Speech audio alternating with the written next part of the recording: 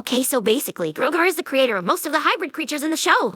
Hydra, Bugbear, Cockatrice, Chimera, all of them. While he tortured the ponies, an army made of the creatures of shadows attacked Equestria. Imagine the Pony of Shadows. Now imagine an entire army with every soldier just as powerful as him. Grogar had an army of monsters, but in my fanfiction the shadows are mostly immune to physical attacks. You can't punch, or claw, or bite them. You need to use magic. So needless to say, his army got rolled.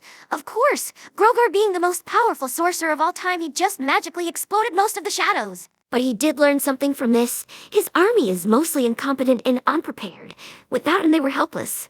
Grogar had 5 ponies as his personal servants, Gusty, her brother, and 3 other female ponies who liked to sing. Gusty tried to beat Grogar once, and as punishment he fused her brother with many animals and created discord. But after she saw how the monster army was defeated, she made a proposal to Grogar. Give her 3 months to gather as many ponies as she can and then fight his monster army. A sort of training exercise. No help from Grogar's magic, just the monsters coordinating and fighting together. If the ponies win, Grogar must vow never to attack Equestria again. Grogar accepted and told Gusty all she has to do to win is steal his bell. He then told her the true purpose of the bell. The magic absorption and transfer we see in the show is just a nice add-on.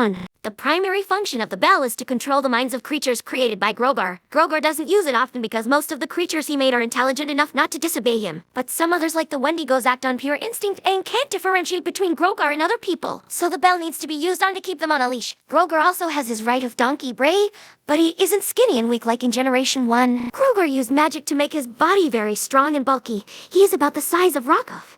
Bray is devoted to Grogar to a degree that you will think he is mind-controlled to serve him. But he isn't. He is just a loyal. He is a character that will be important later. So, Gusty gathered as many ponies as she could and started the battle. She won when she touched the bell, and Grogar left Equestria.